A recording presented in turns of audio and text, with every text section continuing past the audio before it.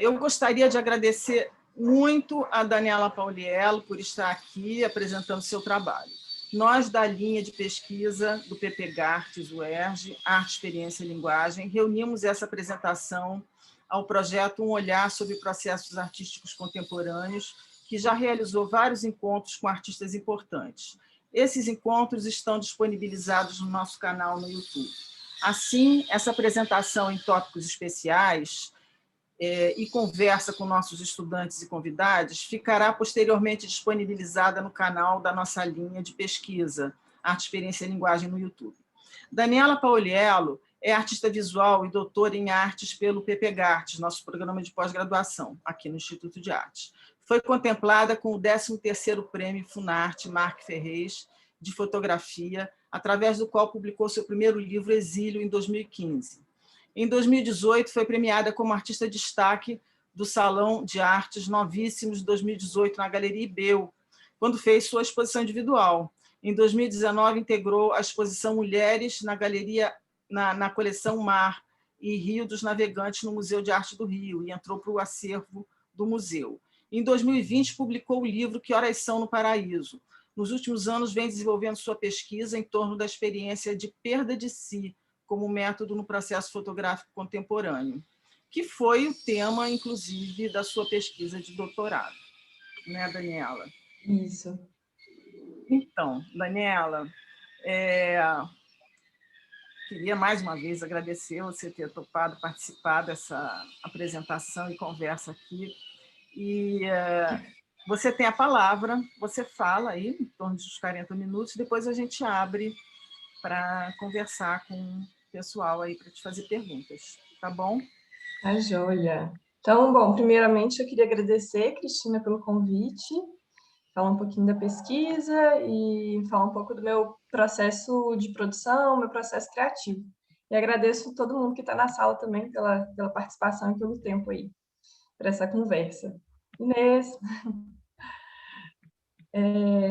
Bom, então eu vou projetar minha tela aqui.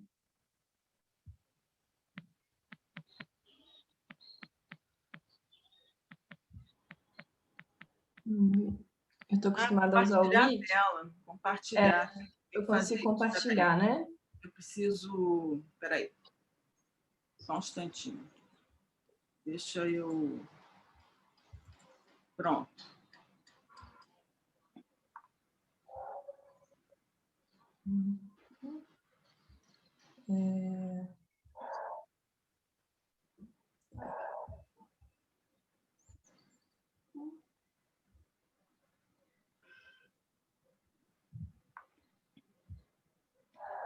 Uai, deixa eu tentando achar aqui. Eita, ele fechou.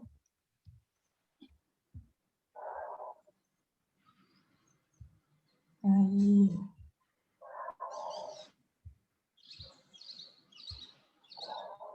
Pronto, vocês estão vendo minha tela agora? Sim. Sim. Vocês estão vendo meu desktop? Sim. Então tá. Eu sempre uso o Meet no trabalho, e aí quando eu vou usar o Zoom, eu fico meio perdida. Então, vamos ver agora se... Vocês estão vendo a foto? Sim. Sim. Ampliada, né? Uma foto só. Então tá. Então vamos lá. Então, bom, eu, completando um pouquinho o que a Cristina já contou, eu fui orientando da Cristina tanto no mestrado quanto no doutorado na UERJ, e venho desde o mestrado desenvolvendo essa questão da perda de si na minha pesquisa. Eu defendi tem mais ou menos um mês, então estou curando a ressaca aí de todo, né, o doutorado, mas foi muito bom, ressaca boa. É sempre, né, uma grande alegria a gente terminar a pesquisa também e poder continuar falando um pouquinho. E aí, assim, eu não vou entrar muito em detalhes da tese em si, eu vou falar um pouco dessa questão da perda de si e vou pontuando algumas questões a partir do meu trabalho. Eu acho que, né, assim, a tese ela tem várias janelas, tem várias questões a gente não consegue entrar em todos os pontos. Então, essa minha pesquisa da perda de si, eu penso, né, esse conceito como um método. Né? Minha proposta é de pensar como que a perda de si ela pode funcionar como um método dentro do processo criativo, em específico dentro do processo criativo que envolve a fotografia. Então, eu vou pensar um pouco, em primeiro lugar, né, assim, o que é esse conceito da perda de si, o que eu entendo como essa perda de si, e eu entendo ela como um deslocamento dos lugares de conforto, um deslocamento que ele é tanto físico como epistêmico de lugares que a gente está habituado a estar. E como que esse deslocamento, né, esse deslocamento referencial, ele pode ser um método dentro do processo de criação. Então, como que essa perda de si, ela se dá como, né, assim, na perspectiva que eu proponho, como uma renúncia, mesmo que parcial, de um domínio de si. Então, vou trabalhar um pouco essa ideia também de domínio de si, que é uma ideia forjada na transição do capitalismo, do feudalismo para o capitalismo. Então, tem toda uma atuação aí do racionalismo científico para poder fazer esse controle do corpo, esse controle do saber pelo corpo, e produzir, a Silvia Federici usa esse termo, né, produzir esse domínio de si. Né? Então, a perda de si ela vai estar nesse outro lugar, assim, de abrir mão, nem que seja provisoriamente, desse lugar de controle. E aí é interessante, né, assim, na minha qualificação, a Lívia Flores questionou, mas como que é possível criar um método a partir da perda de si, né? Me parece paradoxal. E aí é justamente nesse ponto que eu trabalho, né? Nesse paradoxo, assim, é possível criar, como que a gente trabalha com métodos que já envolve, por si só, um descontrole, uma ideia de descontrole, uma ideia de imprevisibilidade. Então, o que eu proponho é que justamente a perda de si, ela possa atravessar a experiência da perda de si, ela possa atravessar o processo criativo, de forma que o artista ele seja capaz de criar também, se colocar em situações de descontrole. Então, ele pode ter alguns pontos de partida, ele pode eleger, né, uma arena de produção, mas daí para frente ele não tem controle desse processo. Então, eu vou fazer, né, assim, toda essa reflexão, passando um pouco também para alguns artistas e alguns autores também da literatura que trabalham essa questão da perda de si, que é uma questão muito, muito forte também, começo do século XX, final do século XIX. Vou trabalhar com Bataille vai trabalhar essa questão da perda de si muito fortemente, é um termo que aparece na obra dele em vários momentos. O Calois, o Léry também, né, seus contemporâneos. Mas ainda antes disso, né, a gente tem o Rimbaud com suas aventuras um tanto complicadas, estranhas na África, mas, né, com esse movimento de deslocamento. Artaud também, né, tem um livro da Ana Kiefer que se chama A Perda de Si, que vai pensar a experiência do Artaud a partir dessa perspectiva da perda de si. O próprio Gauguin também, né, que vai para Martinica em busca de se desfazer de si e se reinventar. E os próprios surrealistas também, né, que vão trabalhar muito também com o acaso. Mas eu vou olhar muito para esses autores e artistas a partir de uma perspectiva crítica também, porque eles pensavam muito numa lógica que vai se diferenciar do que eu proponho, que muitas vezes beirava, né, o Bataille beirava o aniquilamento de si. Né? A gente tem um episódio aí, não sei se vocês conhecem, o grupo Acefalha, a revista, que foi produzida pelo Bataille e seus contemporâneos, que eles quase chegam a sacrificar um ser humano. Então, é de fato, né, a perda de si levada ao extremo.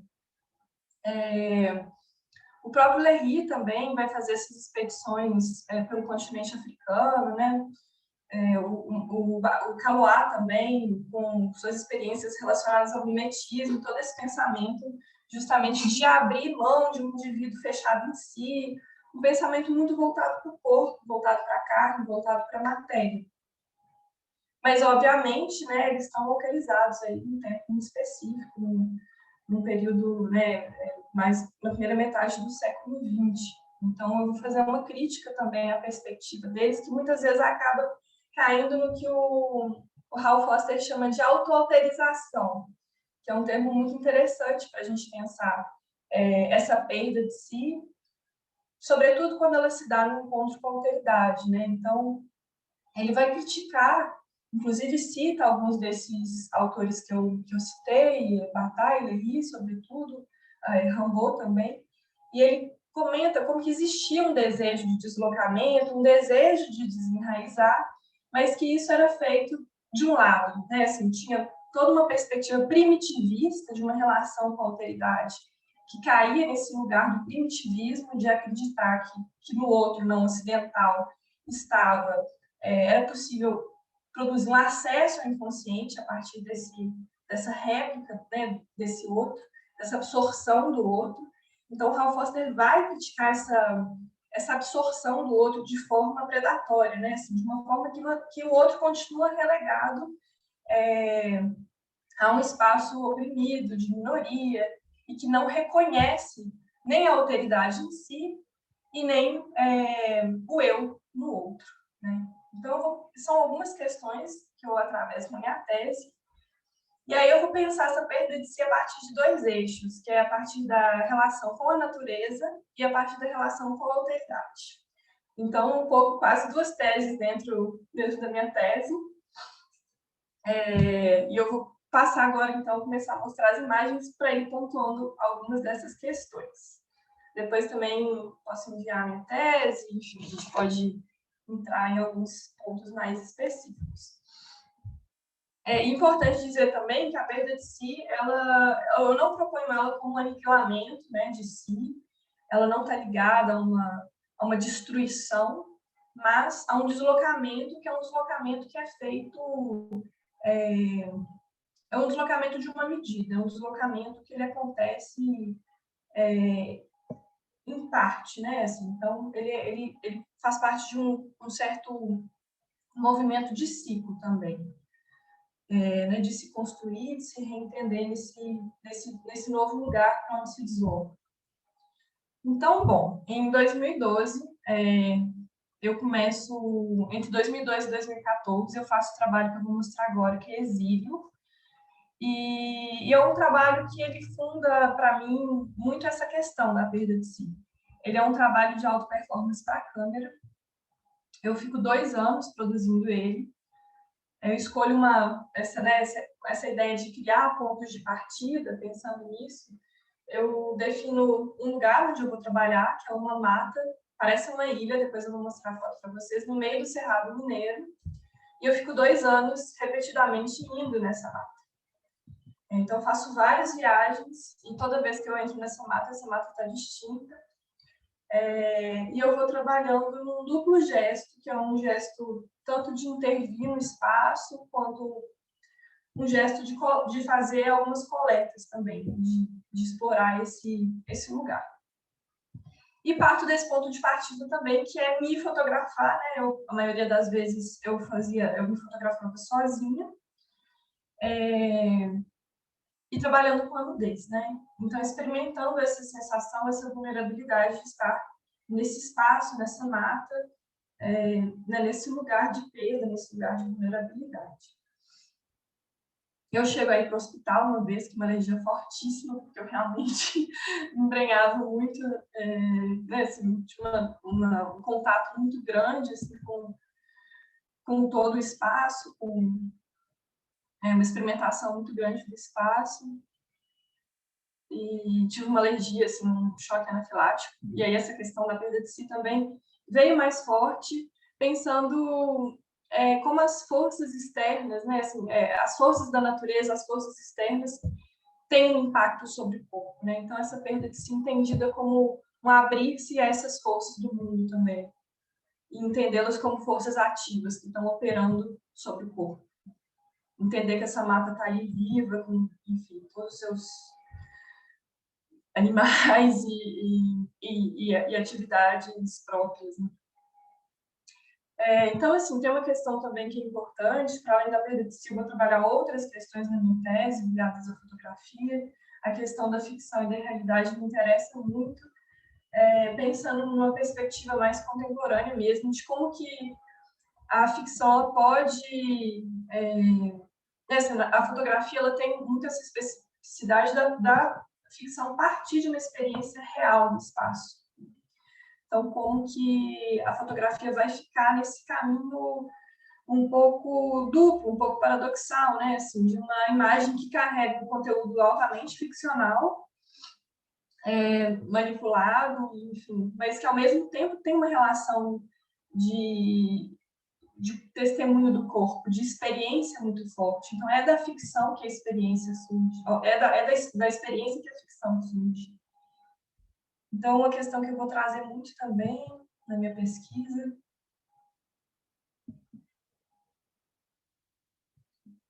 e sempre... essa é a mata. Então, em volta todo um cerrado, né? Um cerrado bem... não, assim, uma vegetação bem rasteira, bem, assim, na verdade, muito pasto, porque o cerrado hoje em dia virou um grande pasto na maior parte de Minas Gerais. Mas é um trabalho que eu vou combinando aí algumas intervenções, né? Algumas coisas são criadas, aqui eu jogo um spray como é que chama, de grafite nessa teia. Aqui também é uma intervenção, são espelhinhos. Já aqui eu encontro, né, essas penas exatamente desse jeito, ainda com sangue fresco na ponta de algum animal que provavelmente foi devorado. E tem uma intervenção muito forte também no trabalho da questão do tratamento, né? Então, eu faço muito tratamento de cor, construindo essa paleta muito própria, pensando na criação de uma narrativa atmosférica, de uma narrativa que tem esse tom um pouco mais onírico, mais fabulado. Eu gosto muito, né, de trabalhar com narrativas, pensar como uma imagem ao lado da outra doa sentido para a outra, sempre pensando os trabalhos como trabalhos que se configuram nessa combinação das imagens. Então,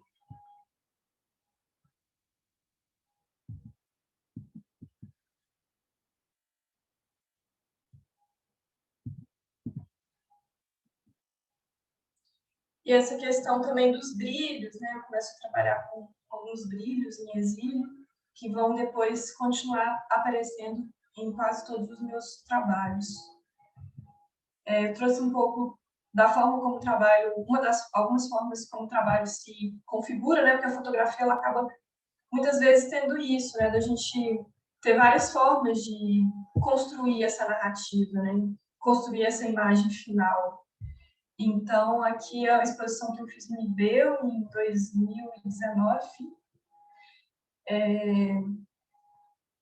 a gente aproveitou algumas fotos que eu já tinha impressas, pequenas, e trabalhou um pouco, o curador foi o César Kirari, e trabalhamos um pouco com essa vertigem dos elementos, né? Então, quebrando um pouco essa noção do, né, assim, uma folha seria, né, um elemento pequeno, aparece aqui como um elemento mais grandioso e vertiginoso em relação ao corpo. Essa exposição foi feita só em 2019, né? Eu terminei o trabalho em 2015, então é interessante pensar também como o trabalho às vezes vai mudando depois de pronto em relação à edição, né? Acho que a fotografia tem muito essa flexibilidade também. É um trabalho que eu faço de 5.000 fotos ou mais, e eu chego numa edição final de 29 imagens. Então tem esse trabalho muito forte também de edição, de colocação em ordem, de pensar que imagem vai do lado da outra, e como que também, né, assim, uma coisa que é muito interessante, como são processos de longo prazo, e a maioria dos meus processos vai ter esse caráter de serem processos que eu associo muito com a ideia do trabalho de campo, desse tempo longo, né, de produção e da repetição, de ficar indo no lugar e, né, chegar lá, não acontecer nada, e tipo, ai, assim, né, nossa, não aguento mais esse trabalho, mas continuar indo e as coisas acontecerem, né? Então, acho que é um tempo também da espera, um tempo de entender as imagens como as imagens se desdobram umas nas outras. Então, eu gosto de contar assim, que esse trabalho, eu estava um ano produzindo ele, e eu ganhei o prêmio Marcos Ferreira de Fotografia, que era um prêmio da Funarte, que infelizmente não existe mais. Ganhei esse prêmio em 2013. Então, eu estava no meio da produção, estava produzindo há um ano. E aí, eu já achei que o trabalho estava pronto. Mas aí, como eu ganhei o prêmio para fazer o livro, que foi esse livro, eu decidi, eu falei, não, eu vou produzir mais. E aí é impressionante, assim, as imagens que eu produzi no primeiro ano, tem pouquíssimas, acho que tem 2 que entraram.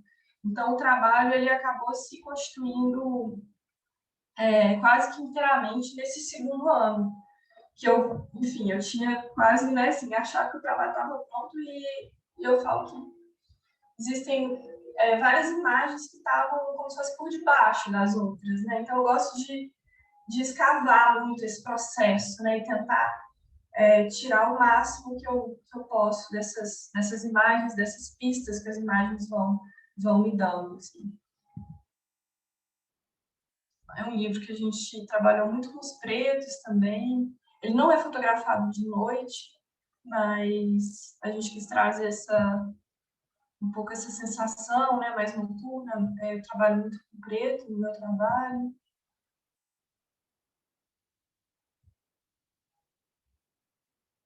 E as fotos são todas feitas, é uma questão técnica, são todas feitas no lusco-fusco ou em dias nublados.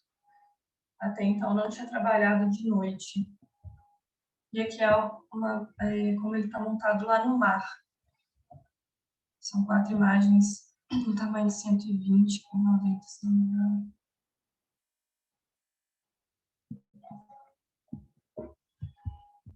E aí, bom, eu vou passar para outro trabalho agora. Então, depois eu continuo trabalhando com a performance para câmera. Esse trabalho eu nem cheguei a incluir ele na tese, mas é um trabalho que eu faço em 2016, chamado As Formas de Desenterrar o Céu. E aí eu retomo um pouco esses elementos que eu utilizava em exílio, do brilho, dos espelhos, e faço esse trabalho, eu enterro os espelhinhos e desenterro, né? Eu faço uma micro performance para a câmera, uma ação que se fecha nesse ciclo, né? Não é uma série narrativa. E é isso, assim, meu trabalho tem muito essa coisa, né, de um trabalho puxando o outro, um trabalho virando outro trabalho. E depois, enfim, depois de exílio, das formas de desenterrar o céu, eu fiz mais alguns trabalhos de performance para câmera, que estão no meu site. Tem um trabalho de vídeo, inclusive, trabalhando muito a desaparição do corpo no espaço, mas eu não trouxe eles para mostrar aqui agora. E aí, até 2016, mais ou menos, 2017, eu vou trabalhar só com uma alta performance para câmera. E ainda no início de 2017, eu vou para a Jamaica morar um semestre junto com meu companheiro, que está fazendo sua pesquisa de doutorado lá. Eu já estava no doutorado também. Então, decido acompanhá-lo, assim, acreditando que eu faria, né, pensando na paisagem da Jamaica e tal, acreditando que eu daria continuidade a um trabalho também de alta performance para a câmera lá.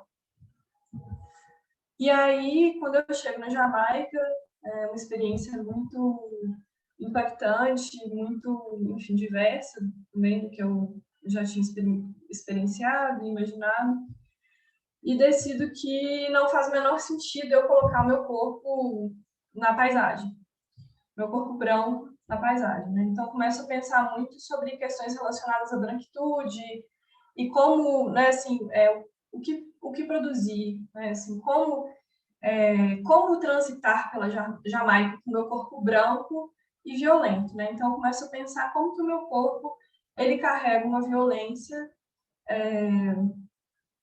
independente de eu intencional. Então, como que o meu corpo é muito claramente ali um corpo colonizador.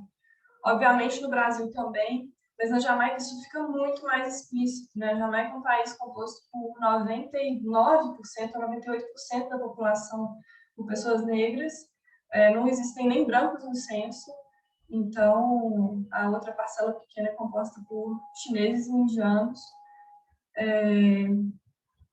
Então, essa questão fica muito forte, começo a fazer uma reflexão sobre como me deslocar, né?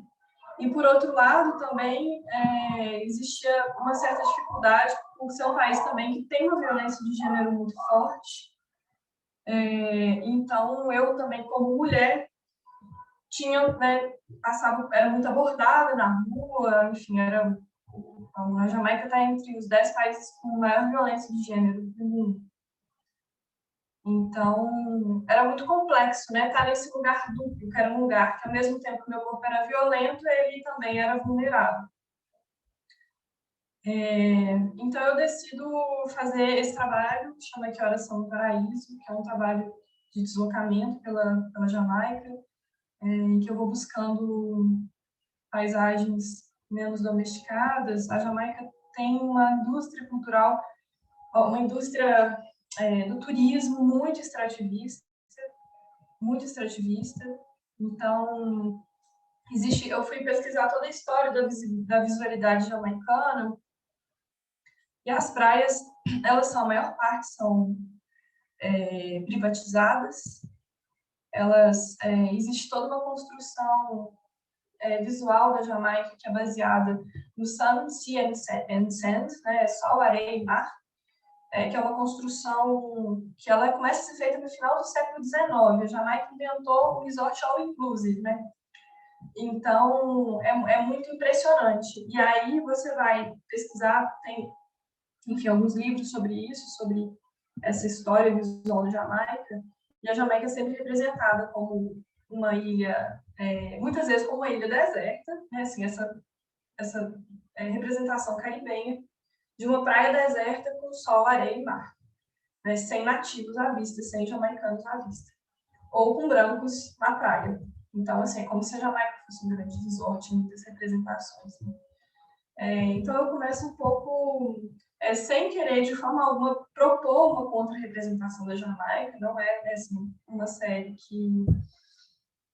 que ela se pretende oferecer uma narrativa alternativa, mas eu começo a fotografar em lugares, né, me deslocar para outros espaços, por espaços menos domesticados, onde não tinha tanto essa presença dessa indústria turística, assim, é muito louco, assim, era tudo, parecia que o mar estava dentro de uma caixinha, assim, era tudo cercado, né, era tudo muito modelado, assim, para esse turista que não se aventurava fora de nenhum circuito turístico. É impressionante, assim, eu nunca vi isso em lugar nenhum.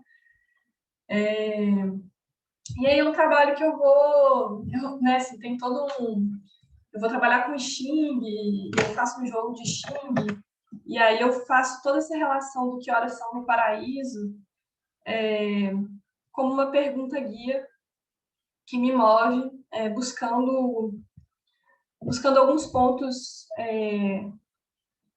buscando algumas imagens como se fossem enigmas que responderiam essa pergunta. E vou fazendo toda uma associação na tese também da construção do hexagrama, do Xing, de como as linhas se relacionam para poder construir essa imagem final, essa imagem maior, com essa construção dessa narrativa. Vou pensar muito na questão da ilha também, eu desenvolvo um conceito que é o de âncora redemoinho, pensando... Eu gosto muito dessa imagem para pensar esse conceito de como a ilha tem esse movimento duplo, né, de corrosão e de acumulação, que é esse encontro entre terra e água. E tem um texto lindo do Deleuze que chama aí não me lembro se é as ilhas, bom, enfim, sobre as ilhas, que ele fala que terra e água se detestam, né, que os elementos têm horror um ao outro. E aí, enfim, fala, é super bonito como ele vai falando dessa dinâmica, assim, de atração e repulsa entre os elementos. E aí eu vou trabalhando muito nessa série, buscando pontos de ápice e declínio, pontos pensando num ciclo de mutação, né, também dessa ideia do Xing, construindo essa narrativa metafórica e simbólica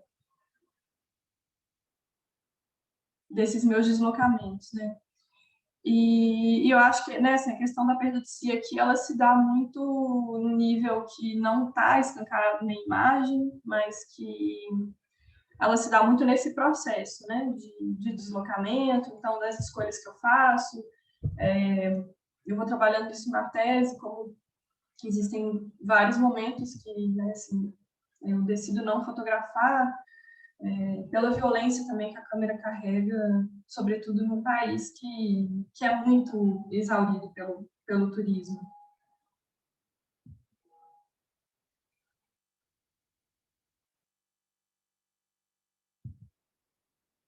Então, é um trabalho que vai se dando de uma forma bem lenta e bem dilatada no tempo.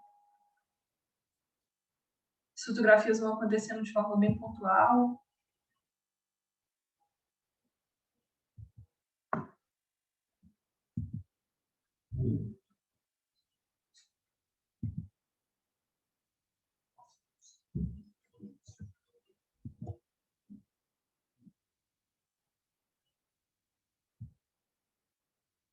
E dialogando também um pouco ainda com o exílio, nessa questão dos brilhos, né, que continua surgindo. Eu continuo buscando os meus trabalhos. É muito bonito, né? Jamaica significa terra da madeira e da água. Então, essa questão da água ela é muito presente, né, no trabalho, essa ilha, esse movimento, que, enfim, né, a perda de si se dá também nesse corpo que se coloca dentro desses movimentos de acumulação e corrosão que marcam, constroem a ilha. E esse livro eu publiquei no ano passado, com de uma editora aqui de BH.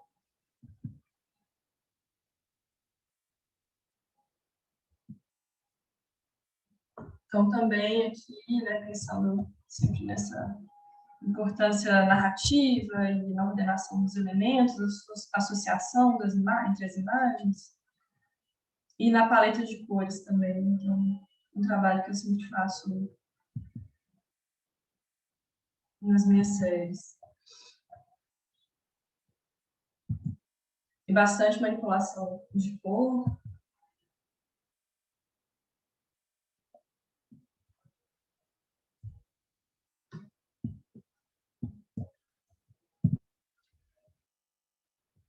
E, bom, em seguida,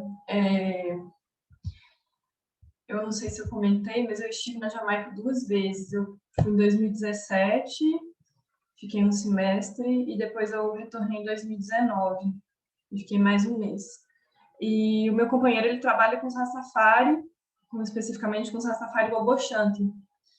Os Bobochanti são a ordem mais ortodoxa de Rastafari do mundo, né? Eles estão muito ligados pelo menos, né, se dizem como os originários, né, do Rastafari. E a pesquisa dele era em Bobo Hill, que é essa comunidade que fica próximo de Kingston, fica na periferia de Kingston. E, enfim, né, moram aí, é um acampamento, chamam de camping, é uma comunidade, enfim, chamada de acampamento. E os Bobochanti, né, vivem aí vários priests e emperors, né, homens e mulheres que são ordenados nessa ordem Bobochanti. E aí, a gente, né, quando eu chego na Jamaica da segunda vez, o Fernando já está há um tempo lá, fazendo esse trabalho de campo, e ele estava pesquisando a questão Aital, que é a questão de uma dieta Rastafari, que ela implica em vários preceitos, tanto alimentares quanto comportamentais. E aí, quando eu chego na Jamaica na segunda vez, a gente se pergunta muito se eu deveria ir ou não ao acampamento. O Fernando é negro, então ele tem uma passagem muito diferente na Jamaica da minha, apesar de ser claramente estrangeiro.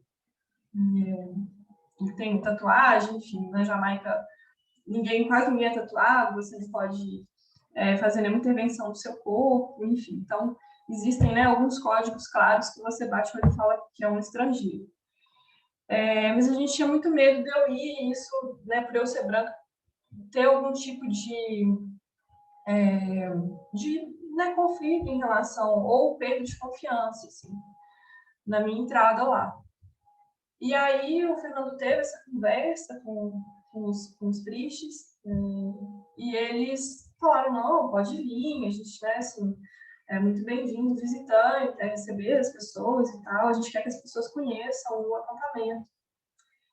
E aí eu, né, resolvi, então, frequentar, conhecer o acampamento, mas não sabia ainda se fotografaria, né?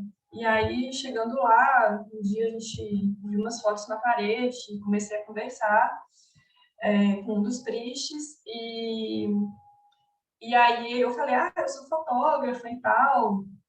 E ele falou assim, vem fotografa a gente, fotografa o acampamento. A gente precisa que o mundo conheça a gente precisa que o mundo saiba que a gente existe.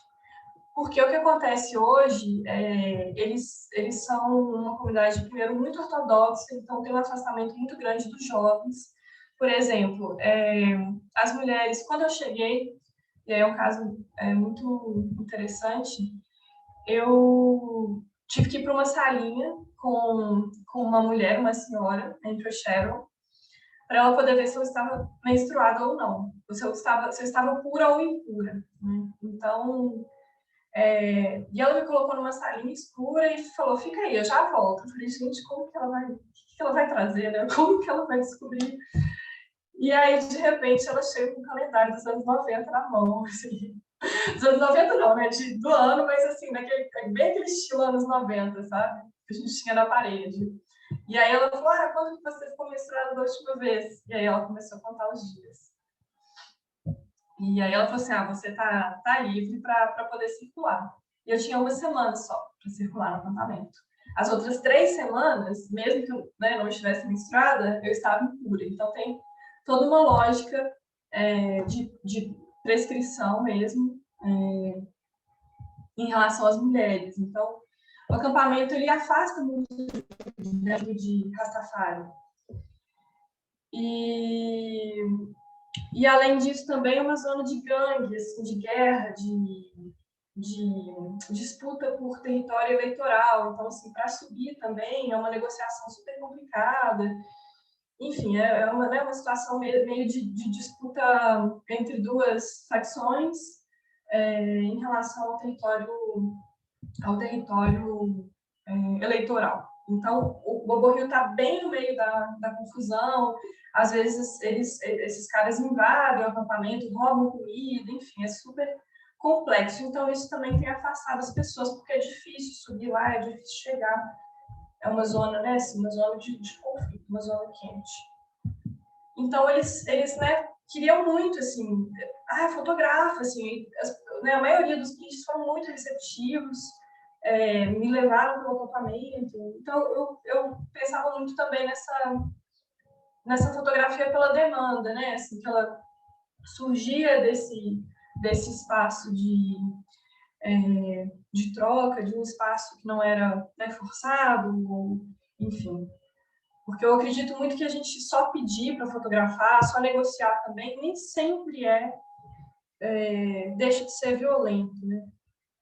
Então, uma coisa, às vezes, só de, eu tomei um café na casa da pessoa e fotografei, tá tudo bem. Nem sempre isso demonstra que o consenso, nem sempre ele vai ser...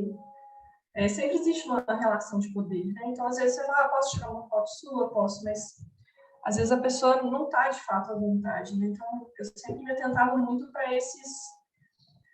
para esses lugares de violência da fotografia, né? A fotografia pode ser muito violenta.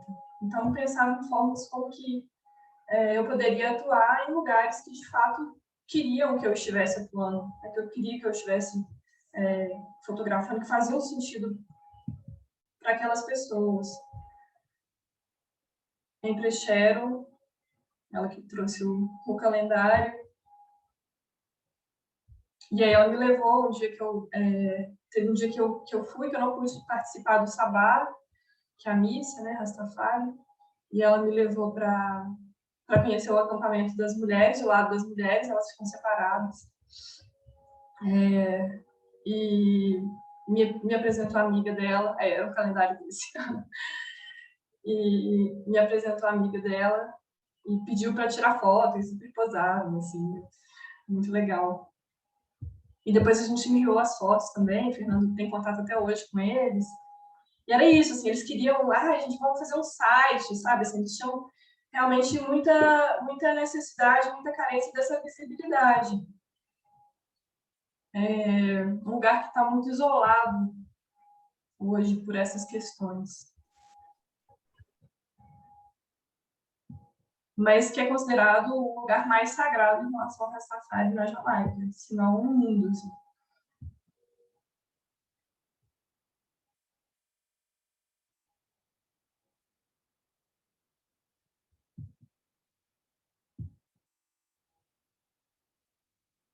E aí, sempre que eu ia fotografar também, eles falavam, não, peraí, eu vou colocar a túnica, né? Colocavam uma veste.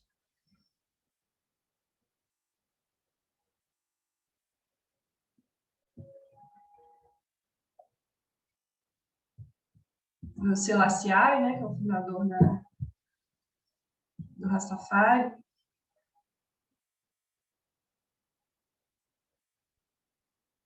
E é isso, é uma experiência de muito deslocamento, né? Assim, eu cheguei, enfim, era muito difícil, né? Assim, todo esse processo também de entendimento, de ler os códigos, de não ser violenta.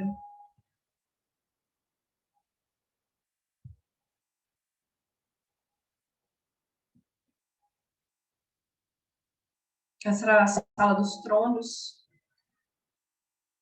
dos líderes. Selassie entrando no avião para ir para a Etiópia.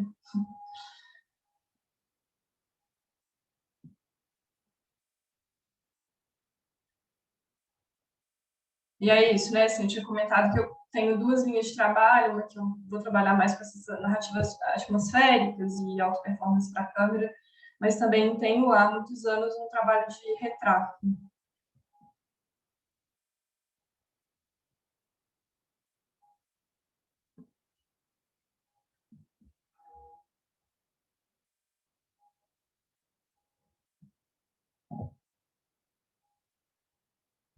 A vassoura, né, ela tem um sentido ritualístico, assim, um sentido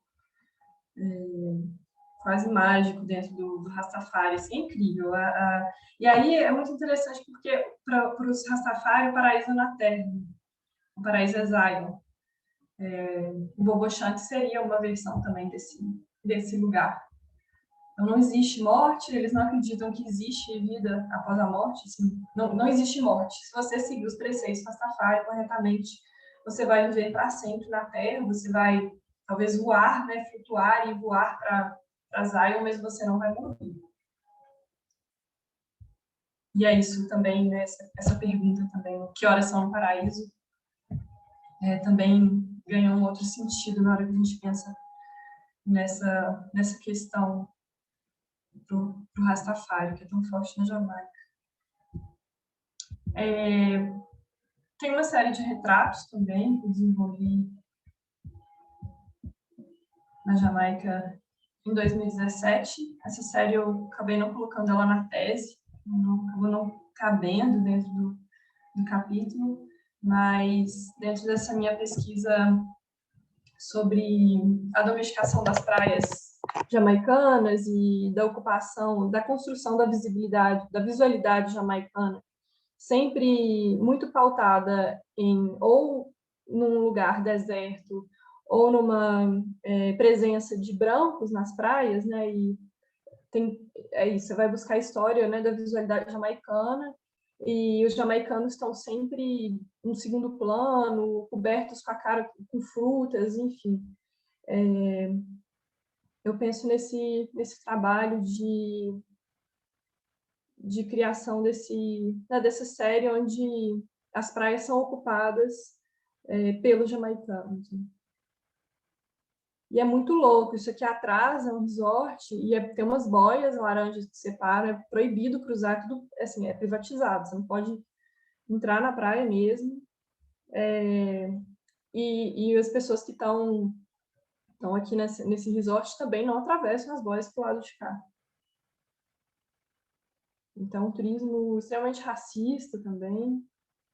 Ocho Rios é a cidade que mais recebe cruzeiro no mundo, que é essa cidade onde eu fiquei um tempo. E essas fotos também nascem muito de uma, assim, eu fotografei isso no último dia que eu estava na Jamaica, em 2017, então 5 meses depois. E foi a única vez que eu fotografei pessoas que eu não conhecia, assim, mas que eu senti que, enfim, eu estava com o celular na água e algumas pessoas me pediram, faz uma foto minha, faz uma foto minha. E, enfim, aquela coisa, né, de aquelas relações que se cria na praia. E aí o ensaio surge muito dessa forma, assim, naturalmente. Então, pensando também como que o dispositivo, né, essa é uma questão que eu gosto de pensar, como que o dispositivo fotográfico, muitas vezes, ele dispara essa demanda, né? Então, eu falo muito contra uma fotografia da caça, muito proativa, que está sempre abordando as pessoas. Por que a gente, né, não pensar numa possibilidade de trabalhar justamente com esses tempos dilatados, com essas relações que surgem de uma demanda, né? Esse trabalho, agora é outro trabalho, que eu fiz em 2019, e também surge dessa forma. Eu estava na praia, eu ia nessa praia todos os dias, no fim da tarde, fotografar, e aí essa família estava passando o dia de férias, me pediram, eu estava com a câmera fotografando, enfim, outras coisas, para outro trabalho, uma praia com pouquíssimas pessoas, acho que estava só essa família, e aí eles me pediram para fazer fotos, e aí pediram para fazer tipo um book da família, assim. E foi muito bacana, porque a fotografia ela figurava como um elemento de glamour, né, nesse dia, junto com o champanhe e o KFC. A fotografia era mais um elemento, né, de glamour nesse dia de férias. E aí depois eu enviei as fotos, eu sempre envio as fotos para as pessoas, eu sempre pego contato. E aí eles pediam, tem mais, e aquela, né? Então, assim, quase como se eu tivesse feito um serviço mesmo, assim. Não, mas é aquela com meu marido. Eu falei, nossa, não sei, acho que ficou sem foco.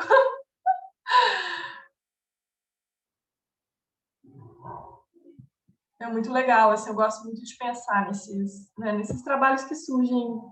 Por isso, acho que a ideia do trabalho de campo, para mim, faz muito sentido, né? Como que o campo te mostra esses caminhos do que produzir, do que fotografar, e como atuar dentro dessa brecha em que as pessoas demandam, né? Então, ao mesmo tempo, também, como que a fotografia, o dispositivo fotográfico tem esse poder de criar experiência, de criar acontecimento, de desencadear relações. Eu amo essa, com o KFC. E o KFC, ele é um artigo de luxo na Jamaica, assim, né, assim, as pessoas vão no domingo, assim, com a família, né, um dia muito especial no KFC, que faz uma contraposição aí ao jerky, que é a comida, o frango local feito, que é muito mais gostoso, na verdade, que é feito na churrasqueira, na rua, enfim.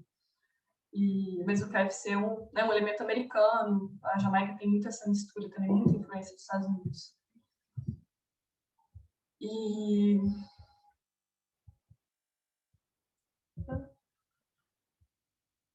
E aí, depois disso, eu não vou mostrar hoje, porque não vai dar tempo, mas eu continuo pensando essa questão da ocupação de praias por locais. Então, a gente tem muita essa representação das praias ocupadas por turistas, mas desse turismo local, de um turismo mais periférico. E aí, por último, voltando, minha tese é esse vai e volta também, nesses trabalhos mais oníricos e nesses trabalhos que tem esse tom mais documental, mais do retrato. E aí, por último, eu vou fazer um doutorado sanduíche em 2019 no México. E aí eu fico 2 meses em Água Blanca, que é uma praia na costa mexicana, na costa pacífica, perto de Porto Escondido. E aí eu retomo esse gesto de exílio, assim, eu retomo a auto-performance para a câmera. Então, esse desejo de retomar esse trabalho. Esse trabalho chama Escavalo Escuro, e aí eu fotografo de noite. Então, eu falo de uma dupla cegueira, que é a cegueira de um lado de estar, não estar na frente da câmera, não estar sob o controle da câmera, não estar por trás da câmera, na verdade, né? Então, de não ver aquilo que está sendo fotografado, e essa cegueira da noite, né? Essa cegueira noturna. Então, eu fotografo bem no lusco-fusco, bem baixinho, e de noite mesmo. Fazendo algumas intervenções com luzes artificiais, outras é luz da lua, outras é luz de poste, pegando resquícios mesmo de luzes, às vezes de casa, de bares, fazendo também uma relação com essas luzes astrais e esses chãos cósmicos. Então, retomando também essa questão do brilho. E aqui, essas intervenções também, aqui são escamas de peixe que eu vou coletando. E aqui a perda de si, ela vai, né, se dá em 2 níveis, ela se dá nessa produção, nesse espaço também público, aberto da natureza, que tem seus riscos, risco, né, do homem, risco dos animais, todo esse desconforto, que é isso, um trabalho que por vezes é muito prazeroso, mas tem também grandes incômodos e desafios, sobretudo fotografando sozinha. Mas essa perda de si também se dá nesse mimetismo com a paisagem, né? Que eu vou trabalhar um pouco mais essa sobreposição do corpo com a paisagem. E aí eu gosto muito de citar o Roger Caillois, que me acompanhou aí, né? Me acompanhou é boa, né? Parece que tá vivo. Mas que eu utilizei muito tanto no mestrado quanto no doutorado, que ele fala que o mimetismo é uma tentação que o espaço faz sobre todos os corpos. E que o mimetismo, sobre todos os seres, que o mimetismo ele é um desejo de se unir com a paisagem, de transcender a identidade fechada e descontínua de si, e produzir uma continuidade com o espaço. E que, na verdade, né, ele faz um estudo, vai lá na biologia, faz um estudo e diz que na verdade, o mimetismo é um péssimo mecanismo de autopreservação, que muitas vezes ele acaba colocando, de fato, o ser em risco. E que, na verdade, ele é uma tentação estética e poética para os seres humanos, né? Mas, enfim, é muito bonita essa compreensão, né? Essa proposta de entender o mimetismo nessa perspectiva, como esse desejo, né, de todos os seres de fazer parte de algo maior, de se transformar no espaço. Eu trabalho um pouco também com batalha aqui nesse momento, nesse trabalho na tese, a partir do informe, o livro A Semelhança Forma de Uber. Esse livro muito bom. Acho que não deu para ver, né? A Semelhança Forma. é muito bom. Ele faz, né, faz essa revisitação do Bataille pensando em forma em Bataille. Então, ele fala como que o informe é justamente essa transgressão das formas, né? Unir as formas em outros pontos. Não é, o informe não é uma forma totalmente sem forma, não é algo totalmente abstrato. O informe, ele sempre guarda a sua origem, ele sempre guarda algum elemento da sua origem, alguma semelhança com a sua origem. Então, o corpo informe, ele sempre se assemelha de alguma forma com o corpo, mas ele rompe com os seus limites e ele reconecta esses limites a outros pontos fora desse ser individual. Eu sou uma grande entusiasta de Bataille e Cauã.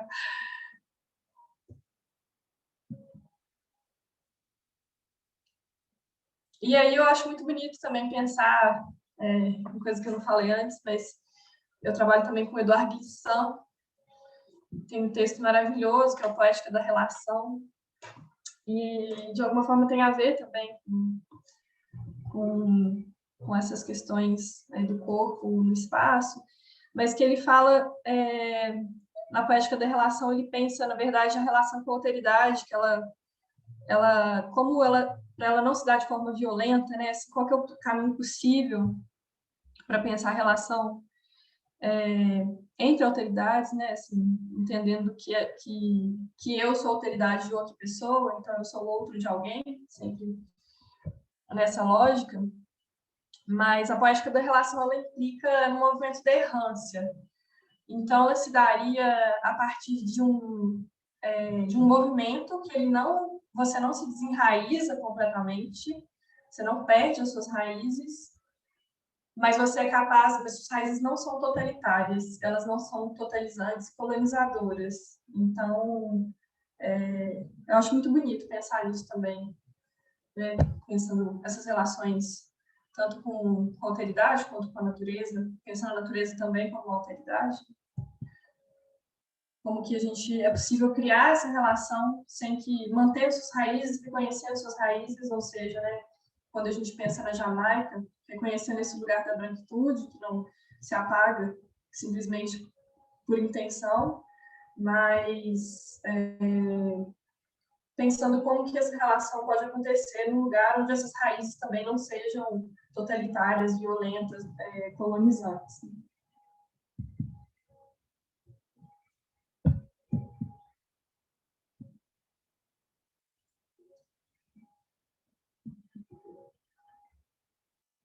E essa coisa dos brilhos também. E sempre muito tratamento de cor.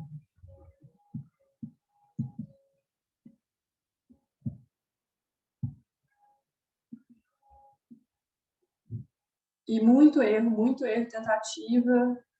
É um trabalho que eu não considero pronto, assim.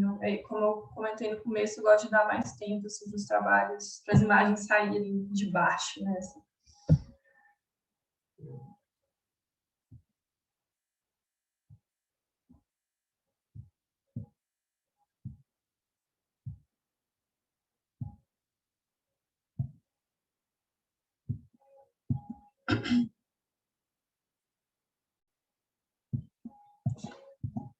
E é isso. Nossa, falei muito, tô sem ar.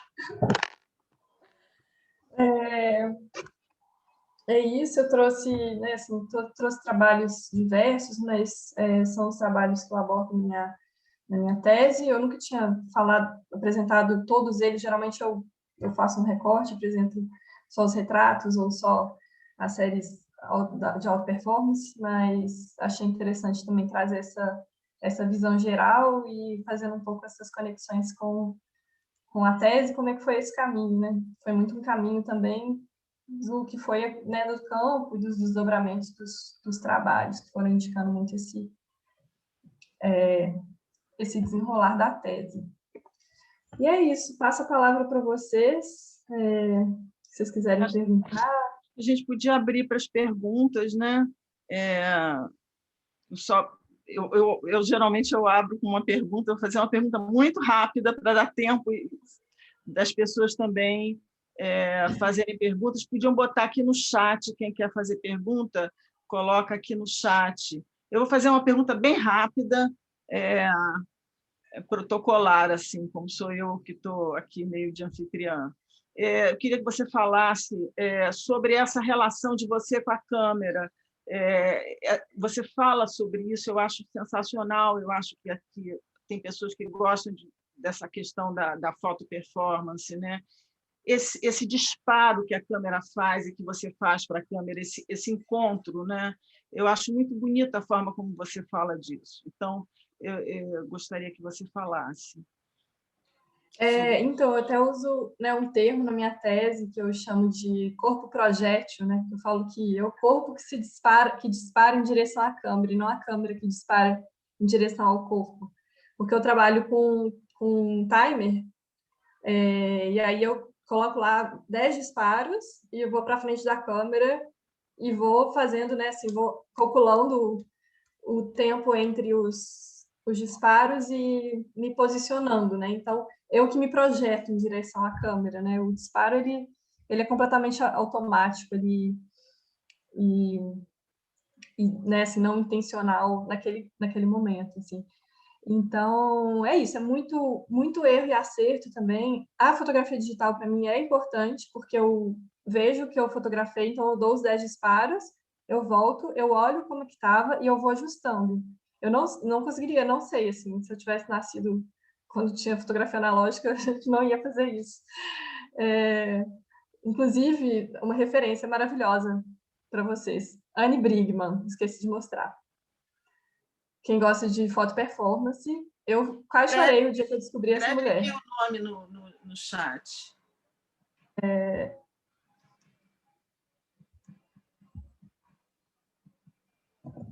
Anne Brigman.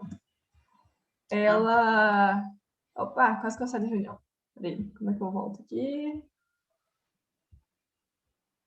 A Sofia já postou até aqui o...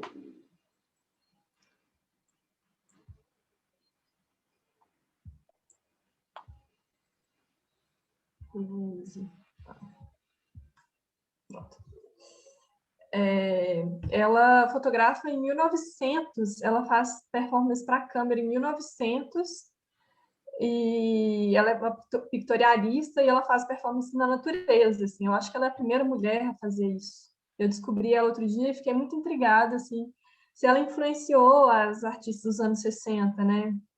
Ana Wilke, Ana Mendieta, etc. Porque é chocante, assim, é muito bonito. E ela é uma grande pioneira, né? Imagina, uma mulher nua na natureza em 1900 se fotografando. Não deve ter sido fácil. Mas eu acho que é isso, né? Assim, eu faço sempre, né, uso digital para poder me guiar, repito essas imagens exaustivamente. E depois tem também um trabalho muito grande de edição, né, de seleção. Sempre chego com muita coisa, assim, sei lá, 300 imagens numa saída. Mas a questão da repetição também é muito importante para mim. E eu gosto muito de trabalhar sozinha, de fato. Assim, eu gosto que tenha alguém mais ou menos perto para eu poder gritar se eu precisar de ajuda. Eu estou querendo andar com um apito da próxima vez, porque eu acho que é mais efetivo.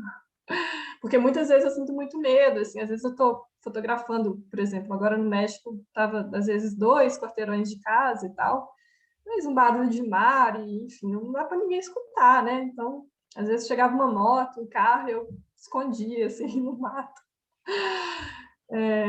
Então, é difícil, né? Assim, uma restrição que também faz o tempo ser mais demorado. Mas eu gosto muito de não ter ninguém. Às vezes, né, eu peço uma ajuda, já tenho uma imagem montada, assim, peço para alguém clicar para mim, mas eu prefiro trabalhar sozinha. Eu acho, né, assim, é um tempo que eu tenho ali de...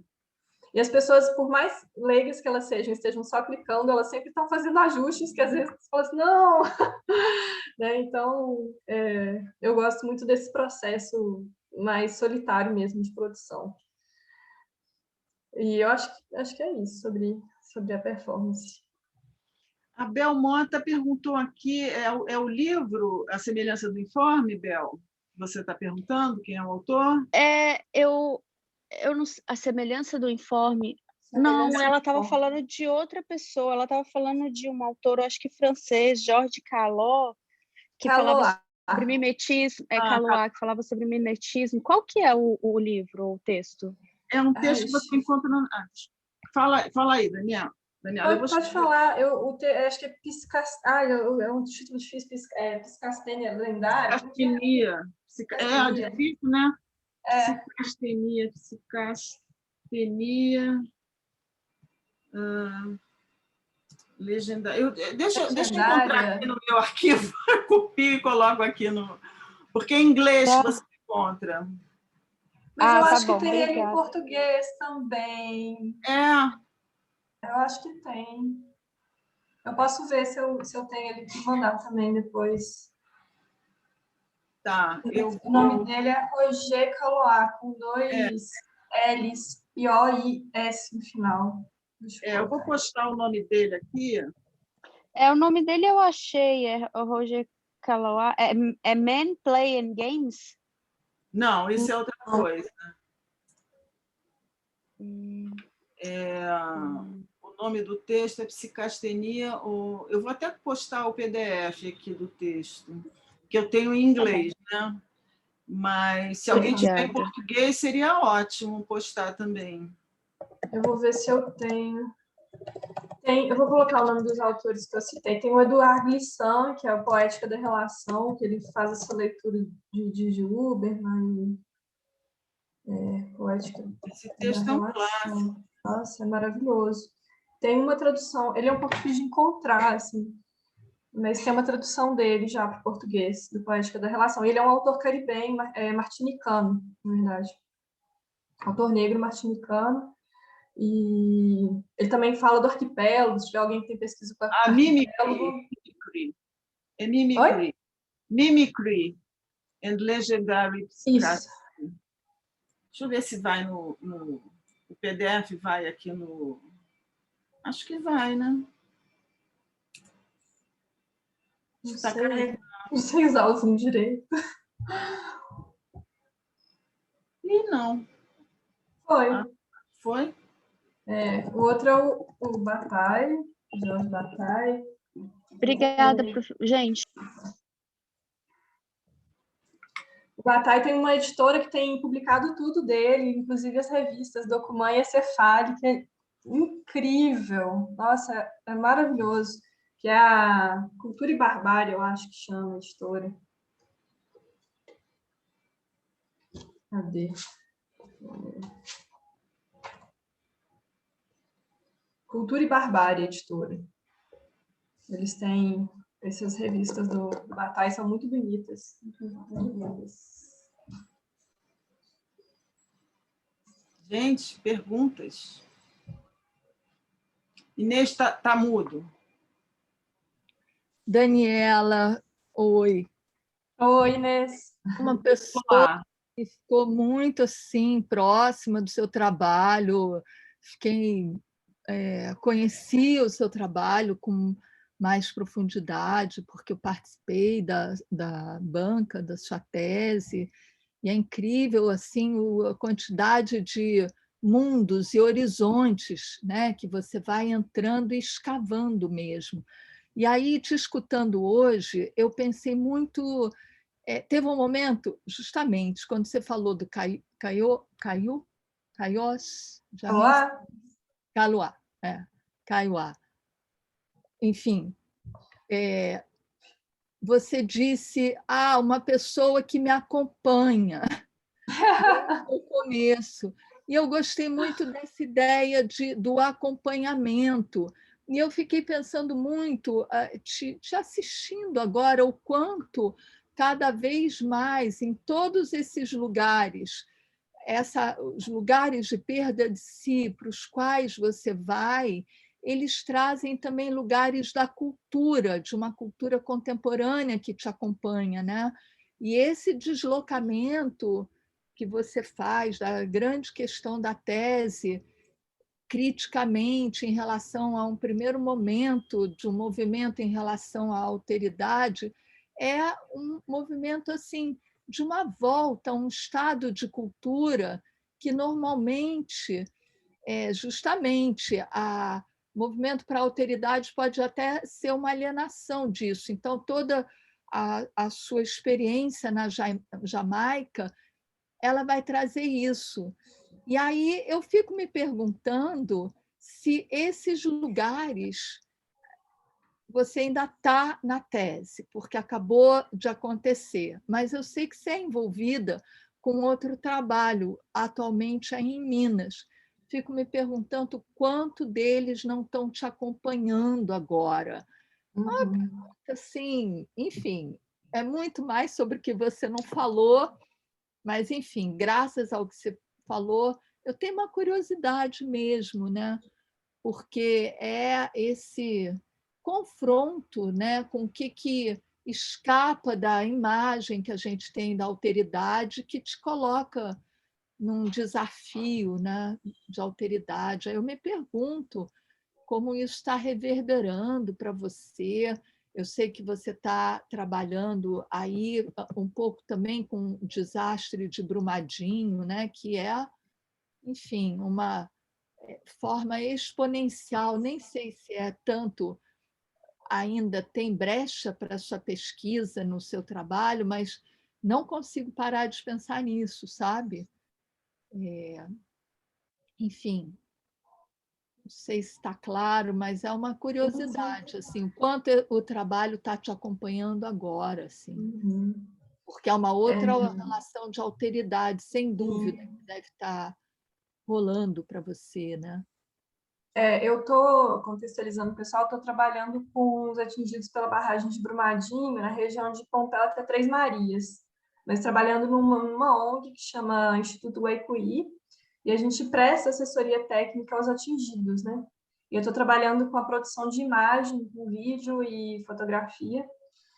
E, assim, por um lado, acho que é isso, né? Todas essas experiências na Jamaica, enfim, no México, elas me marcam e me constroem a minha postura ética fotográfica muito fortemente, assim, né? E acho que elas são tantas questões que eu nem consegui trazer aqui também, mas que na tese eu coloco, né? Que me despertam, assim, e elas estão sempre voltando na minha cabeça. De fato, é um contexto muito, muito diferente e que a gente tem, que não é tão possível também eu aplicar essa metodologia, né, assim, não inteiramente, porque a gente tem certas urgências, a gente tem uma relação que ela é diferente, né? Então, eu sempre carrego comigo esse cuidado, né, de não pressionar ninguém, por exemplo, a dar um depoimento, a fazer uma foto, né? Assim, sempre tenho um cuidado muito grande na hora de entrar nessas comunidades, na hora de me colocar nessas comunidades, mas eu também estou ali como instituição, né? Então, é um lugar um pouco diferente. Assim, não estou desenvolvendo um trabalho autoral, artístico, né? Assim, estou fazendo um trabalho mais institucional mesmo, mas a gente tem uma certa urgência muito grande também de resposta, de conseguir negociar coisas do acordo, né? Assim, enfim, é toda uma outra dimensão que todo esse tempo, e às vezes eu fico me perguntando assim, nossa, mas, né, assim, todo esse tempo, toda eu até falei com o meu chefe, falei assim, não, deixa eu ficar 10 dias direto, 15 dias direto em São José do Buriti, porque é muito difícil isso, de chegar, fazer um campo de 3 dias, né?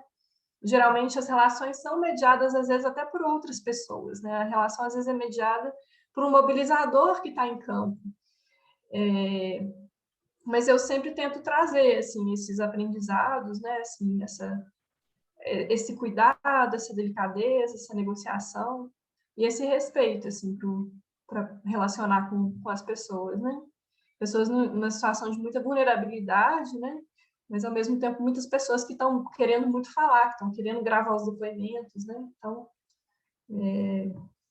é bem complexo, assim, e é bem diferente de tudo que eu já tinha vivido em relação tanto a alteridade, né, assim, a pensar essa situação, esse contexto, como também essa relação, que é uma relação que ela passa pelo pessoal, mas ela é institucional também.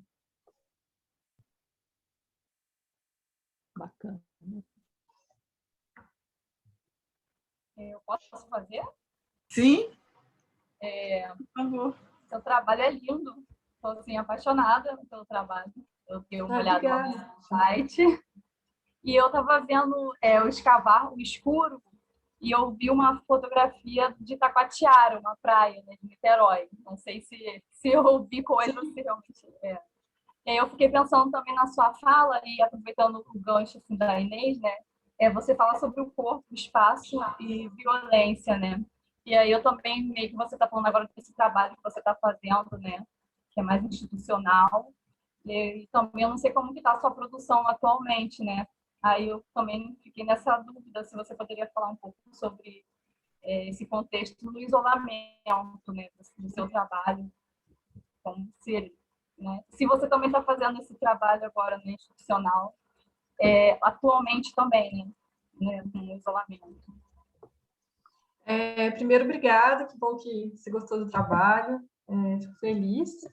E sobre, pois é, o escavar escuro, a foto de Taquatiara, ela é mais antiga, acho que já tem 1 ano que eu não fotografo para o trabalho, assim, desde, né, da pandemia.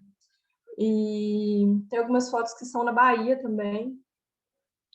Eu comecei, na verdade, esse trabalho antes de ir para o México, mas meio assim, sem saber muito bem o que era, e no México ele se desenhou, sabe? Assim, aí, em algum momento, eu entendi que aquelas fotos funcionavam também juntas e construir essa conexão. Mas eu não, assim, eu não estou fotografando, né? Assim, eu tenho muito essa coisa do ateliê terrestre, né? De poder ficar um tempo nos lugares e ter nessa relação com a natureza. Eu não gosto de fotografar dentro de casa. Então, é bem difícil, assim, o que eu tenho feito é trabalhar com edição ainda, tem muito material ainda do México que eu não consegui dar conta, assim, tem uma série de retratos que eu fiz lá também, que eu fotografei mais de 50 pessoas na praia, pensando nesse uso dos locais da praia mexicana, e aí eu estou editando esse trabalho, mas estou doida para poder... E eu não estou no Rio, eu estou em Minas, né? Eu moro aqui, quer dizer, agora voltei a morar aqui, fui expulsa do Rio de Janeiro com a pandemia. Então, eu não estou, né, assim, não estou produzindo, não estou fotografando. Estou, assim, estou produzindo à medida que eu estou editando, eu estou pensando, né? Assim, eu estou sempre pesquisando referência também, mas fotografando agora, só realmente nesse contexto do trabalho. E aí é muito delicado, assim, eu não consigo tanto desenvolver um trabalho artístico, né, com esse contexto de campo dos atingidos, porque tem toda uma coisa de direito de imagem também, é super complexo, né, porque tem um processo judicial no meio, né, assim, que é o processo contra a Vale. Então, eu não consigo tanto associar, assim, sabe? Eu achei que eu conseguiria, mas é realmente bem complexo, assim. Então, tem sido mais um trabalho de edição, sabe? Mas estou doida para poder voltar a fotografar. Sentindo muita falta. Como todos, né? Do mundo. Saudades do mundo.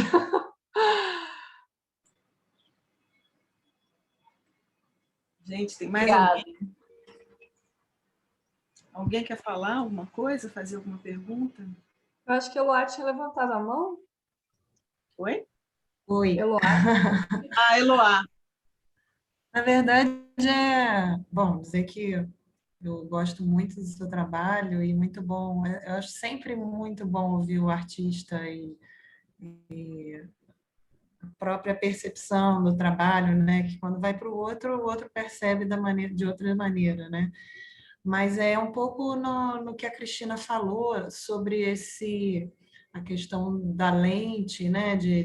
E aí você fala da auto-performance, né? E de como você fotografa e você está ali performando, né? Eu queria, assim, só entender um pouco, né? Como o teu pensamento fica nesse momento que você está nessa performance, mas ao mesmo tempo você, né, tem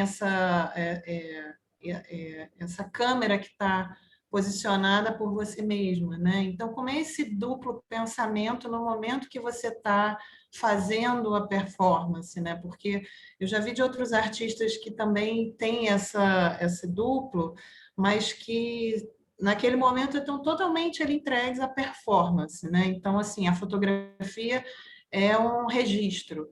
No seu caso, é um pouco diferente, mas eu queria entender um pouco como é para você mentalmente, nesse momento, esse processo de entrega, mas, ao mesmo tempo, você está atuando, não atuando de forma pejorativa, assim, mas você está diante da própria câmera, né? Que você, então, queria entender esse duplo, assim. Então, eu acho que acaba sendo uma performance muito da ordem da imagem, né? Muito imagética mesmo, assim, inclusive na confecção da postura desse corpo, né? Então, de um lado, assim, tem várias camadas, né? De um lado tem não só a posição da câmera, mas o medo da onda vir e derrubar o tripé, sabe? Assim, que aconteceu quase várias vezes, né? Então, você está calculando ali que a onda não vai chegar no tripé, mas de repente. Bom, não sou uma pessoa que nasceu na praia, né? Então não faço um cálculo tão bom da maré. E aí vem, tipo assim, câmera caindo no chão, sabe?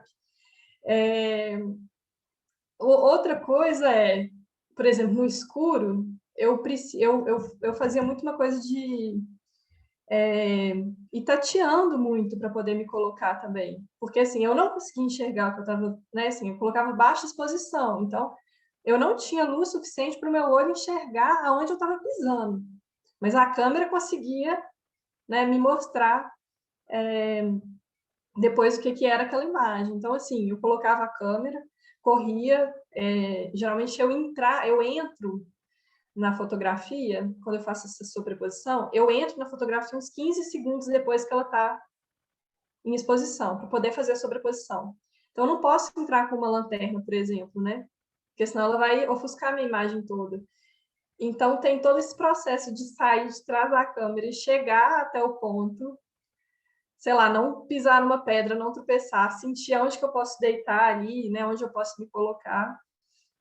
E aí, assim, é muito sensorial, né, nesse sentido. Tipo assim, onde que a água está encostando nas minhas costas, eu estou sentindo, então, eu quero que a água chegue até aqui na imagem, né? Então, é todo um processo de projetar essa imagem a partir também dessa percepção sensorial, né? E isso, assim, ter que ficar fazendo muitos ajustes, mas ao mesmo tempo é um processo também de muita entrega, assim, assim, você entra muito num processo de exaustão, assim, porque senão é muito difícil, né, a coisa andar, assim. Então, é isso, é um processo meio de vai e volta, e de Uma pensar... atenção fragmentada, né? Isso. E a performance, ela é isso, é diferente, né, de uma performance que acontece para um público ou que ela acontece sem essa preocupação de fato com o registro, né? Mas que ela tem esse fator sensorial de tatear as coisas, de perceber onde colocar o corpo, mas ao mesmo tempo é isso, ela é fragmentada, né? Assim, ela está o tempo inteiro pensando na imagem, muito tem essa preocupação muito grande da imagem, né? Mas também do que o corpo está passando ali, né? Que acaba também sendo meio espontâneo, assim, meio a reação ao espaço também, né? Reação àquela situação, às vezes, de incômodo de se colocar ali. Acho que varia também muito de imagem para imagem. Tem imagens que são mais tranquilas de fazer, tem outras que são mais árduas, né? Mas é super interessante essa pergunta, assim, eu nunca tinha pensado nessa questão. Achei muito bom.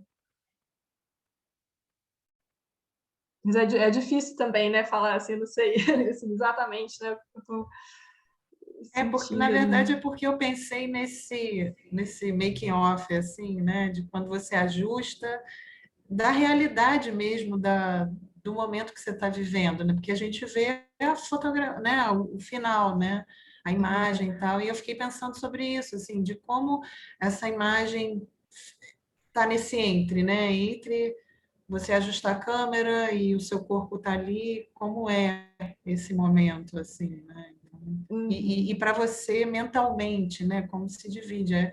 Percebi isso, que é uma atenção fragmentada, né? Porque você está pensando em várias coisas ao mesmo tempo, né? Isso. Inclusive, quando você fala do sensorial, do seu corpo, o seu corpo também está pensando junto, né? E se a água encosta, ou, enfim, outras coisas nesse... Muito bom, obrigada. Obrigada a você pela pergunta. E tem uma coisa também, assim, que é, mesmo quando tem alguém clicando para mim, eu sempre faço esse movimento também de ver a imagem. Porque para mim é isso, né? O que importa ali, de fato, é essa imagem. Então, mesmo se eu tiver alguém controlando a câmera, eu vou fazer esse movimento de voltar para ver. Então, sem o digital, eu não sobrevivo.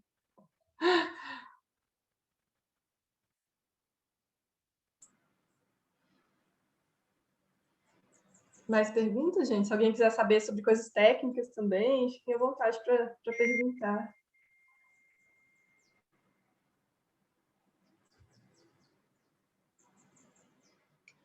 Alguma pergunta, gente?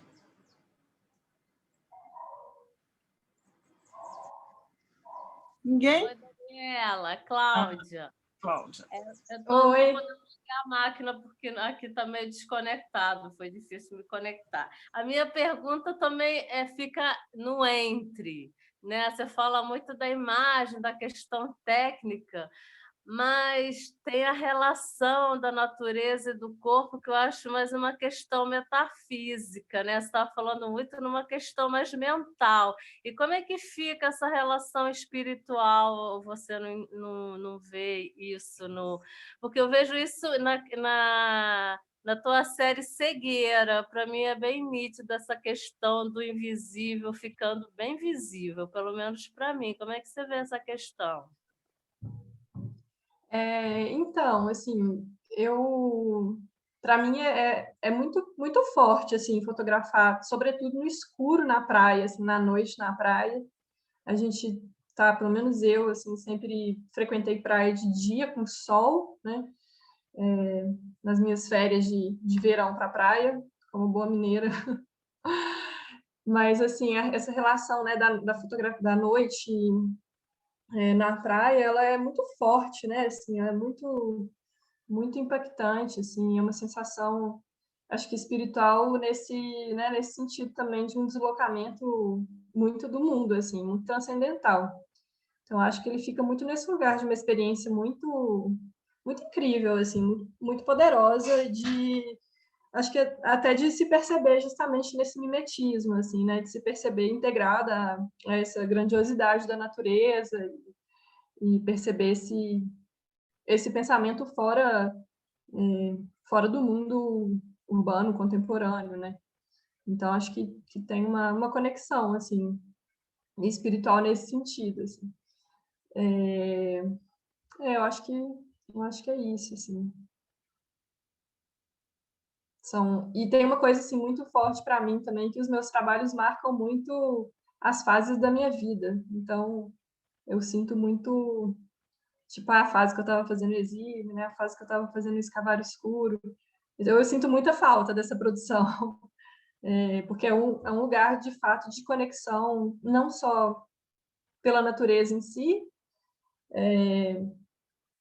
mas a produção criativa, né? Acho que todo mundo aqui, né, entende um pouco disso, assim, como artistas, né? Desse lugar de deslocamento, desse lugar de pulsão de vida mesmo, que acontece quando você está produzindo, né? De se sentir, de fato, vivo, de fato, fazer, né? Assim, se sentir marcado, né? Assim, para mim, acho que a fotografia, essa experiência fotográfica, ela me marca. Então, eu acho que, né, o processo criativo, ele me marca, ele me faz me sentir presente, assim. Então, acho que eu responderia dessa forma. Ok, obrigada. Obrigada a você pela pergunta. Eu posso só tirar uma dúvida, mais uma curiosidade. Você falou dessa parte técnica, né? Se tivesse alguma questão, mas eu fiquei curiosa daquelas fotografias que você fez na Jamaica, da família. Que você disse que estava lá fotografando na praia e, de repente, eu não sei se foi assim que aconteceu, pediram para você fazer aquelas fotografias, né? Você falou desse lance que acabou criando talvez uma amizade ali. Eu fiquei na curiosidade se eles... você disse que estava fotografando com celular lá. As primeiras, que são em Otiorias, que tem um hotel no fundo, aquelas são com celular. As da família são com a câmera. Eu estava fotografando com a câmera, estava fotografando umas pedras, enfim, na praia e tal, e aí eles falaram, take a picture. Eu fiquei curiosa por essa questão de eles têm equipamento, eles tipo assim, não têm celulares, como que era a relação deles com a fotografia? Eles não possuíam celulares para fazer fotos, ficaram curiosos? Então, celular, o pessoal tem celular, assim, mas câmera não é muito comum, sabe? Assim, não tem uma produção assim fotográfica muito grande na Jamaica, né? Eu conheço excelentes fotógrafos de moda jamaicanos. Descobri também um artista, um fotógrafo também que tem um trabalho autoral, mas não conheço tanto, assim, não é tão popularizado, sabe? Eu acho que a fotografia é um artigo de luxo lá também, não tem essa coisa, todo mundo tem uma câmera e tal. Né? Mas celular, sim. Celular as pessoas têm. Sim, no caso, eles têm esse contato assim, de caso com a fotografia em si, só com um equipamento profissional que não. Isso. Inclusive, assim, o pessoal usa muito Twitter na Jamaica. Não usam tanto Instagram, mas usam muito Twitter. Então, eu tenho alguns amigos assim que pediram para eu fotografar para poder atualizar a foto de perfil do Twitter ou do Facebook. Legal. Então, tinha muito essa relação também, assim, que eu não falei aqui, mas muitas pessoas que eu fotografei porque, queriam, tem uma amiga que é artista de reggae e a gente fez um clipe de uma música dela e, enfim, fizemos foto para a capa de CD dela, para o álbum, né? Então, tinha muito essa relação, sabe, assim, de demanda, assim, que foi a maior parte dos retratos que eu fiz lá, que é muito legal. Sim, porque as meninas, né, elas estão, assim, o porte delas, né, não sei se você que conduziu as poses, mas elas estão com as poses, elas... tipo assim, sabe? Tipo, como se fossem modelos mesmo, sabe? Então, tipo, do nada isso aconteceu. Parece um ensaio, gente, até assim, né? Eu não dirijo nada, nenhum dos meus retratos eu dirijo. A única coisa que eu falo às vezes fica sério. É a única coisa. Que aí eu peço para a pessoa ficar séria e é maravilhoso. Nesse momento surge assim um grande personagem de todo mundo, que é tipo, sabe, assim, é incrível, é incrível. É o grande esquema, assim. Tipo, eu faço, né? Vou fazer uma rima, tá? Agora eu vou fazer uma séria. Aí é ótimo. Aí todo mundo ri, não consigo ficar sério, né? Aí relaxa, e aí a pessoa consegue ficar séria e fazer um carão e uma super pose. E é incrível, eu não falo nada. Tipo, encosta ali. Tem essas do México, depois no meu site tem. Eu não dirigi ninguém, tem cada pose maravilhosa. Então, acho que é isso, as pessoas também absorvem muito, né? Assim, a Jamaica tem uma relação com os Estados Unidos muito forte, né? Tem a influência ali, o hip hop anos 2000, toca muito hip hop anos 2000, muito dancehall e muito reggae. Mas o dancehall e o hip hop vão ter essa cultura do corpo também. A Jamaica tem uma relação com o corpo muito específica. Então, sobretudo na relação com o dancehall. Então, tem uma coisa bem... As mulheres são bem, assim, poses e carões, sabe? Super estilosas. Bastante. Tipo, tô fotografando todo momento, sabe? As poses, assim, são bem, tipo, né?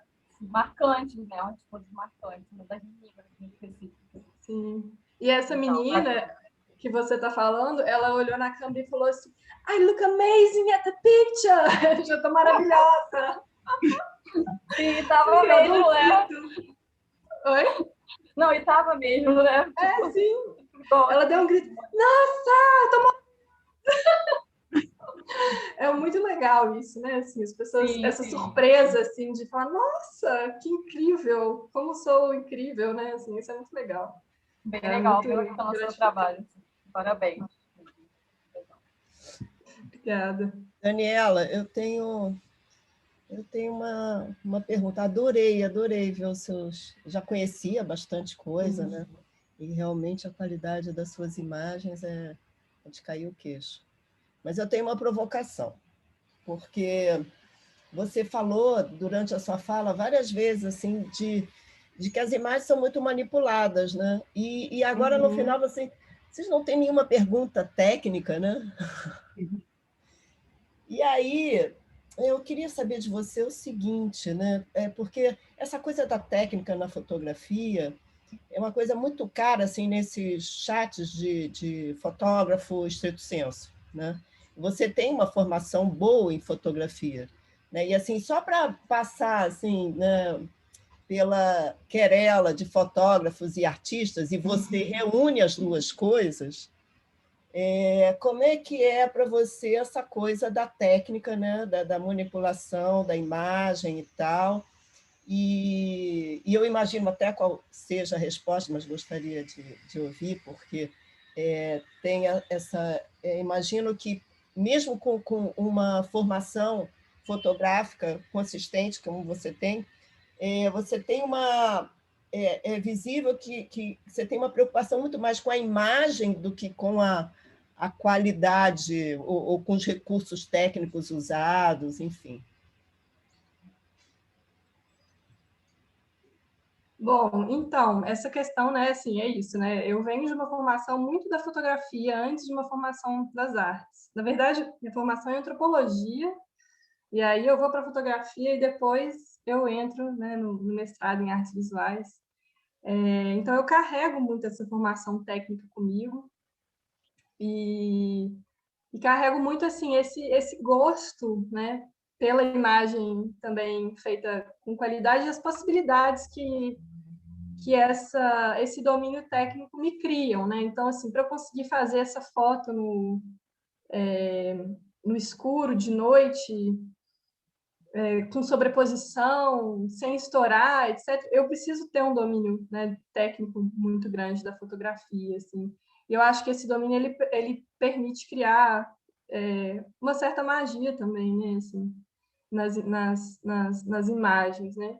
Mas certamente que, né, assim, não, eu sou super crítica também aquela fotografia modernista, né, que se baseava em uma imagem só, né, que era a grande imagem perfeita, super bem. Isso é muito Ansel Adams, né? Ansel Adams é o grande técnico que faz aquelas paisagens surreais com uma técnica que, sei lá, assim, enfim, como que ele consegue fazer aquilo, né? Mas é o auge da qualidade técnica, assim, na fotografia.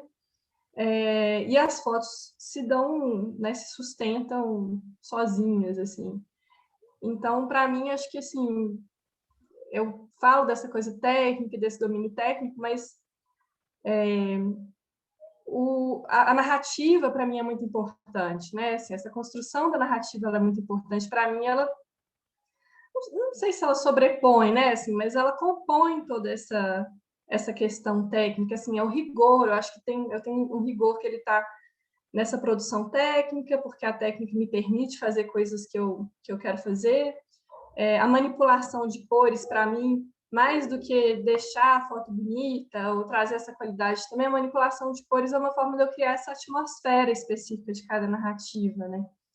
Então, eu acho que, não sei, para mim a técnica dialoga muito com o que eu quero conceitualmente, com o que eu quero poeticamente. Então, ela é muito, para mim, um instrumento, assim, para eu obter essas coisas. Eu acho que não me contento, né, com a foto única, linda, né, geométrica, ultra bem tratada e tal. Então, tem todo esse trabalho, assim, também, né, dessa criação desse conjunto de imagens que vão funcionar conjuntamente, né, que vão funcionar, só vão funcionar juntos, né? Eu tenho muita dificuldade, falo assim, um concurso de foto única. Não sei, acho que não tem uma foto única para mandar, né? Assim, eu tenho 12, pelo menos 12 para mandar, ou 15, né? Não, tenho 20. Então, assim, cada trabalho também, Que Horas São no Paraíso, por exemplo, é um trabalho que, para mim, ele tem pelo menos 20 imagens, sabe? Então, não consigo mandar ele para um lugar que pede 12, né? Assim, então, tem muito também essa relação, assim, da técnica com essa construção conceitual, narrativa e atmosférica. Não sei se eu te respondi, se era exatamente essa questão.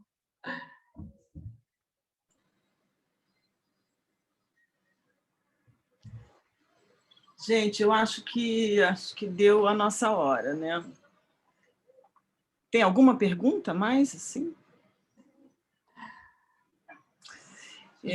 Queria agradecer muitíssimo a Daniela. A Daniela foi me orientando de mestrado e doutorado. Eu quase chorei no final, na banca. Eu chorei. Foi um prazer imenso, uma tese maravilhosa, esse trabalho lindo. E agradecer por ela estar aqui com a gente, apresentando esse pensamento com tanta profundidade que ela foi elaborando e esse trabalho maravilhoso. Muito obrigada, Daniela. Eu que agradeço, Cristina. Muito bom poder conversar com vocês, matar saudades um pouquinho da pesquisa. Pois é. E eu queria também assim, dizer que se alguém quiser, enfim, conversar comigo, pode escrever, mandar e-mail, Instagram, quiser perguntar alguma coisa, enfim, ou referências, ou enfim, né, quem trabalha também com fotografia e quiser conversar sobre algum trabalho e tal, estou super aberta e disponível, é só escrever, talvez demore um pouquinho, porque os dias estão cheios, mas a gente conversa. E é isso, eu fiquei muito feliz de ver as professoras queridas aqui também, Inês, Ana Lu, Regina, muito bom. Muito bom também, Daniela, estou muito feliz obrigada. De estar escutando e reaproximando, revendo, é lindo, nossa, poder viver coisas assim de novo, muito forte. Muito bom, gente, muito feliz. Então é isso, Turma de Tópicos, a gente se vê de novo no dia 19, tá bom? Aí a gente não vai ter convidados, artistas convidados, vão estar sós. É isso, gente, para conversar exatamente sobre essas artistas maravilhosas que a gente teve com a gente, tá bom? E ver outras coisas, e conversar sobre outras coisas, tá bom? Até, muito obrigada. Obrigada, gente. Obrigada, Cristina. Beijo grande para todos. Saudades desse Rio de Janeiro. Aproveitem muito. Estou sofrendo aqui com a distância. Tchau. Saúde para todos. Beijo, Daniela. Tchau. Obrigada.